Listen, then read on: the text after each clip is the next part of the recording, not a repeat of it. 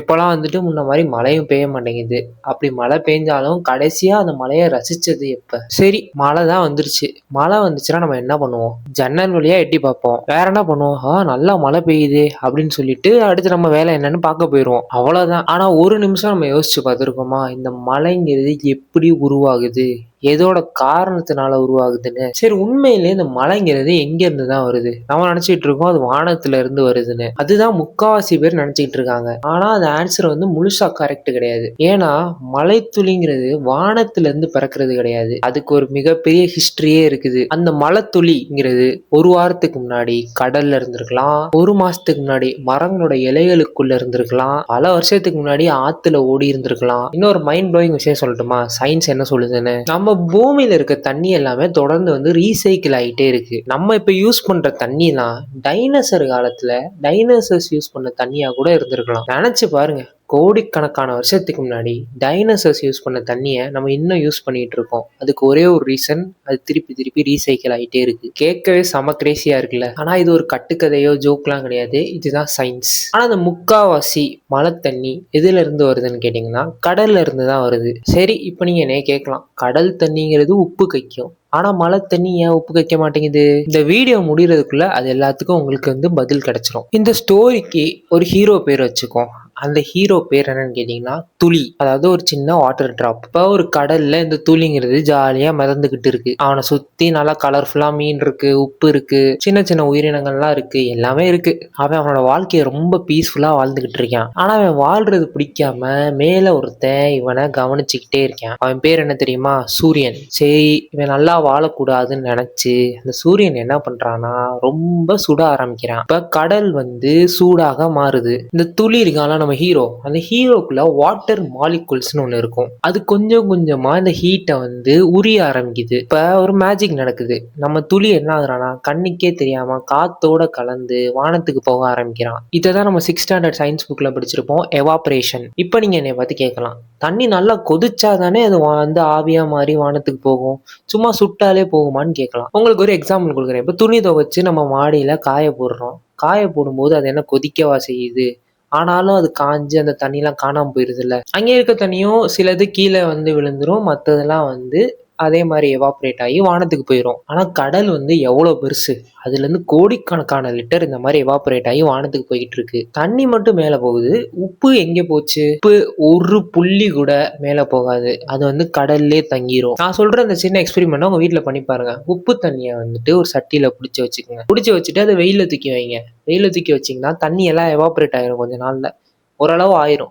ஆனதுக்கு அப்புறம் கீழே உப்பு மட்டும் தங்கி இருக்கும். இங்க இயற்கை என்ன பண்ணுது தெரியுமா? ஒரு ஃப்ரீயான ஆர்ஓ ஃபில்டர் மாதிரி ஒர்க் ஆகுது. கரண்ட் வேணாம், மோட்ரு வேணாம், ஆர்ஓ ஃபில்டர்லாம் வேணாம், எதுவுமே வேணாம். நார்மலா சன்னு மட்டும் இந்த வேலையை பார்த்து கொடுக்குது. சரி இப்ப உப்பை வந்து சன்னு ஃபில்டர் பண்ணி கொடுத்துருச்சு நமக்கு. பட் இப்போ மழை தண்ணி 100% பியூர் வாட்டரா? இங்க இருந்து எவாபரேட் ஆகி போற எல்லாமே எப்படி மேகமா மாறுது? அந்த மேகம் புசுக்குன்னு ஏன் நம்ம தலையில விழுகாம மிதக்குது? வாங்க அதுக்கு பின்னாடி இருக்க சயின்ஸை புரிஞ்சுக்குவோம். சரி நம்ம ஹீரோ துளிங்கிறவன் வந்து இப்போ வானத்துக்கு வந்துருச்சு. எப்படின்னா எவாபரேட் ஆகி. இப்போ ஒரு பிரச்சனை இருக்கு. மேல குளிரும் கரெக்டா? இப்போ நம்ம ஒரு மலை பிரதேசத்துக்கே போனாலே நம்ம ஊர்ல இருக்கிற வெயிலை விட அங்க கம்மியா தான் இருக்கும். அந்த மாதிரி இப்போ மேகம் தூரத்துக்குலாம் போனுச்சுன்னா எவ்வளவு குளிரும். ஸோ நம்ம ஹீரோ மேல போக போக போக குளிர ஆரம்பிக்குது. இப்ப இது காத்தோட கலந்து இருக்க முடியாது. இப்ப மேல போனோன்னே நம்ம துளி என்ன ஆகுறான்னா திருப்பி வாட்டர் ஃபார்முக்கே மாறிடுறான்.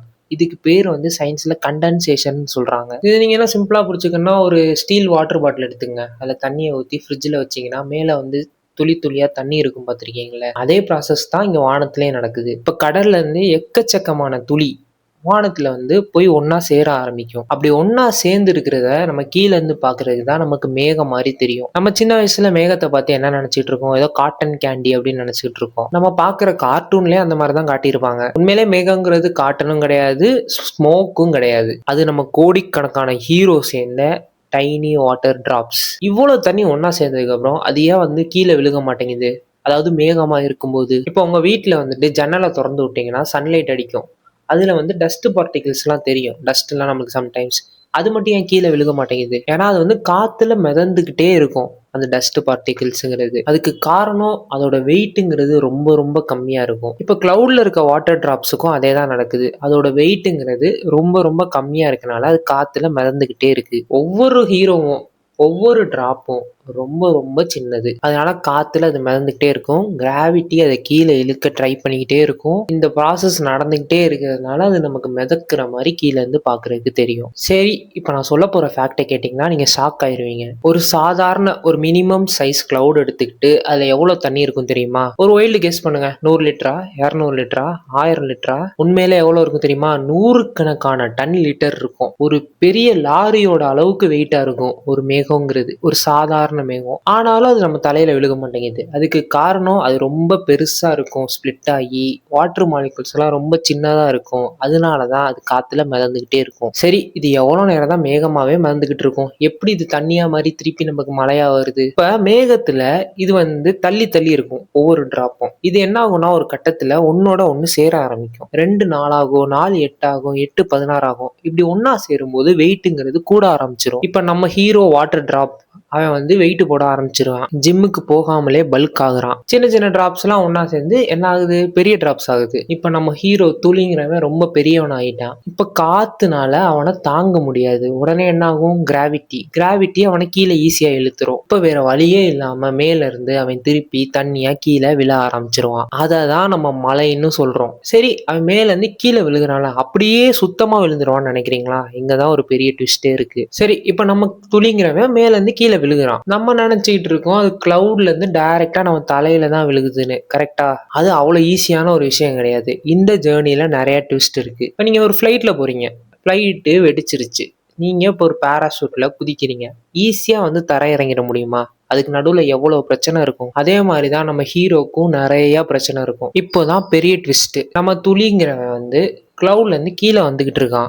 கன்ஃபார்மா பூமியில விழுவாங்கிறதுக்கு எந்த ஒரு கேரண்டியும் கிடையாது. அதுக்கு காரணம் நம்ம தரைக்கும் மேகத்துக்கும் நடுவுல இருக்கிற காத்து. அந்த காத்துங்கிறது ரொம்ப ட்ரையா இருக்கும். சம்டைம்ஸ் அது கீழே வர்றதுக்கு முன்னாடியே மறுபடியும் எவாபரேட் ஆயிரும். நமக்கு தூரத்துல இருந்து பாக்குறதுக்கு மழை பெய்யற மாதிரி இருக்கும். பட் அந்த இடத்துல போய் நின்றீங்கன்னா மழையே பெய்யாது. ஏன்னா வர்ற தண்ணி அப்படியே எவாபரேட் ஆகி திருப்பி மேல போயிடும். இந்த மாதிரி ஒரு விஷயம் நடக்குது இல்ல, இது ரொம்ப ரேர். இந்த மாதிரி விஷயம் நடக்கிறதுக்கு பேர் என்னன்னு கேட்டீங்கன்னா விர்கா. இதை சிலர் வந்து பேய் மலைன்னு சொல்றாங்க. கோஸ்ட் ரெயின், அதாவது மழை விழுகிற மாதிரியே இருக்கும் ஆனா விழுகாது. ஏன்னா அது திருப்பி எவாபரேட் ஆகி வானத்துக்கே போயிடும். சரி, நம்ம முன்னாடியே சொன்ன மாதிரி ரெயின் வாட்டருங்கிறது கிளீன் வாட்டரா இல்லையா? கொஞ்சம் கிளீன், கொஞ்சம் கிளீன் கிடையாது. அது ஃபர்ஸ்ட் கிளவுட்ல இருந்து கிளம்பும் போது ரொம்ப கிளீனா தான் இருக்கும். ஆனா வரும்போது தான் அதுக்கு பிரச்சனை. வரும்போது ஃபர்ஸ்ட் டஸ்ட் இருக்கும், நம்ம வண்டியில இருந்து போற ஸ்மோக்லாம் இருக்கும், பாக்டீரியா இருக்கும், ஃபேக்டரியில இருந்து போற டஸ்ட் இருக்கும். இப்படி காத்துல பறக்கிற நிறைய விஷயங்கள் அந்த மலையில போய் கலக்கும். ஸோ இதெல்லாம் வந்து மழை தண்ணி வந்து மழை பெய்யும் போது அந்த காத்துல இருந்து புடிச்சுக்கிட்டு கீழே வந்து விழுந்துரும். அதனாலதான் மழை பெஞ்சதுக்கு அப்புறம் காத்து ரொம்ப சுத்தமா ஃபீல் ஆகும் நமக்குலாம். ஏன்னா மழைங்கிறது நிலத்தை மட்டும் கிளீன் பண்ணல, காத்துல இருக்க அழுக்கையும் கிளீன் பண்ணுது. சரி, இவ்வளவு நேரம் நம்மளோட துளி அப்படிங்கிற ஹீரோட கதையை பார்த்தோம். ஆனா அவனோட பயணம் என்ன முடியல. அவன் கடைசியா இறங்க போறது நம்ம மொட்டை மாடி. இப்ப நம்ம ஊர்ல ஒரு வாரமா மழையே பெய்யலன்னு வச்சுக்கலாம். இப்ப நம்ம மொட்டை மாடியில என்னென்னலாம் இருக்கும்? தூசி இருக்கும், அழுக்கு இருக்கும், பூச்சி இருக்கும், பறவைகளோட கழிவுகள் இருக்கும். ரோட் சைடு இருந்தீங்கன்னா வண்டியில இருந்து வந்த புகை இருக்கும், எக்கச்சக்கமான டஸ்ட் இருக்கும். அது மட்டும் இல்லாம கண்ணுக்கே தெரியாத பாக்டீரியா இருக்கும். இப்ப மழை பெய்யுதுன்னா என்ன ஆகும்? அதெல்லாம் அடிச்சுக்கிட்டு கலந்துகிட்டு தான் தண்ணி கீழே வரும். கரெக்டா? அப்ப கிளியரா தான் இருக்கும் தண்ணி பாக்குறதுக்கு. பட் அதுக்குள்ள எல்லாம் கலந்துருக்குன்னு நமக்கு தெரியாது. ஏன்னா பாக்டீரியாஸ் எல்லாம் மைக்ரோஸ்கோபிக், கண்ணுக்கு தெரியவே தெரியாது. ஹெவி மெட்டல்ஸ்லாம் நம்ம பார்க்கவே முடியாது. ஹெவி மெட்டல்ஸ்லாம் அங்கங்கே சின்ன சின்ன துருவெல்லாம் இருக்கும், அதெல்லாம் தண்ணியில கலந்துரும். தண்ணி பார்க்கறதுக்கு கண்ணுக்கு சுத்தமா இருந்தாலும் அதுக்குள்ள நிறைய பிரச்சனை இருக்கும். சரி, இப்போ நீங்க கேட்கலாம், ரெயின் வாட்டரை நான் கொதிக்க வச்சு குடிக்கலாமான்னு. கொதிக்க வச்சா அதுல இருக்க மைக்ரோ ஆர்கானிசம்ஸ், அதாவது பாக்டீரியா, வைரஸ் அதெல்லாம் சாகலாம். ஆனா மெட்டல்ஸ், ஹெவி மெட்டல்ஸ், லெட் அந்த மாதிரி இதெல்லாம் கலந்துச்சுன்னா என்ன பண்ணுவீங்க? அதெல்லாம் நம்ம யூஸ் பண்ணக்கூடாது. அதாவது வானத்துல இருந்து வருது, சுத்தமா தான் இருக்கும் அப்படிங்கிற அந்த ஐடியாவை உங்க மைண்ட்ல இருந்து எடுத்துருங்க. ஏன்னா நான் முன்னாடியே சொன்ன மாதிரி காத்துலயே அவ்வளோ டஸ்ட் இருக்கும். அதை கலந்து தான் அது ஃபர்ஸ்ட் ஆஃப் ஆல் கீழே வருது. அதுக்கப்புறம் நம்ம மாடி, நம்ம வீடுலாம் பட்டு தான் அது கீழே விழுகுது. ஸோ நேச்சர்ல இருந்து வந்தா சேஃபா தான் இருக்கும் அப்படிங்கிற அந்த ஐடியாவை நம்ம மைண்ட்ல இருந்து எடுத்துடணும். பாம்பு விஷமும் நேச்சர்ல இருந்து தான் வருது. அது உடம்புக்கு நல்லதா? அது கெடுதி. அதனால ஒரு ப்ராப்பரான ஃபில்ட்ரேஷன் மெத்தடை யூஸ் பண்ணதுக்கு அப்புறம் தான் நம்ம அந்த ரெயின் வாட்டரை நம்ம குடிக்கணும். குடிக்கிறது மட்டும் இல்லாம குக்கிங் பர்பஸ்க்கும் யூஸ் பண்ணணும். சும்மா வாங்கி சுட வச்சு யூஸ் பண்றது உடம்புக்கு நல்லது கிடையாது. சரி, இப்போ நான் ஆரம்பத்துல கேட்ட அதே கொஸ்டினுக்கு நான் திரும்பி வரேன். மழை இப்போ வானத்துல இருந்து தான் உண்மையிலே வருதா? ஸோ இப்போ உங்களுக்கு ஒரு ஐடியா இருக்கும். அது எதுலேருந்து வேணா வந்திருக்கலாம். கடல்லேருந்து வந்திருக்கலாம், ஆத்துலேருந்து வந்திருக்கலாம், இல்லை உங்க வீட்டு வாளிலேருந்து கூட வந்திருக்கலாம். இல்லாட்டி இலைகள்லேருந்து வர்ற டிரான்ஸ்பிரேஷன்லேருந்து கூட வந்திருக்கலாம். அதாவது அதுங்க உறிஞ்சி வச்சிருக்க தண்ணி இலையிலேருந்து திருப்பி அது எவாபரேட் ஆகி மேலே போகும். அதுக்கு பேர் வந்து டிரான்ஸ்பிரேஷன். அதுலேருந்து கூட வந்திருக்கலாம். இந்த தண்ணியெல்லாம் டைனோசர் காலத்தில் டைனோசர் யூஸ் பண்ண தண்ணியாக கூட இருந்திருக்கலாம். அதை நம்ம இன்ன வரை யூஸ் பண்ணிக்கிட்டே இருக்கோம். இந்த ரீசைக்ளிங் ப்ராசஸ் நடந்துக்கிட்டே தான் இருக்கும். மறுபடியும் கடல்ல இருந்து வானத்துக்கு போய், வானத்துலேருந்து திருப்பி ரிவருக்கு வந்து, ரிவர்லேருந்து பாண்டுக்கு போய், திருப்பி வானத்துக்கு போய், திருப்பி நம்ம யூஸ் பண்ணி நம்மளோட ஃபியூச்சரில் இருக்க மக்கள்லாம் அதை யூஸ் பண்ணுவாங்க. ஸோ இந்த சைக்கிள் நிற்காம போய்கிட்டே தான் இருக்கும். ஸோ அடுத்த தடவை மழை பெஞ்சிச்சுன்னா ஒரு ரெயின் ட்ராப்பை நீங்கள் கையில் பிடிச்சி பாருங்க. அதாவது நம்ம ஹீரோவை, இவனோட ஜேர்னியை நீங்கள் எடுத்து பாருங்க.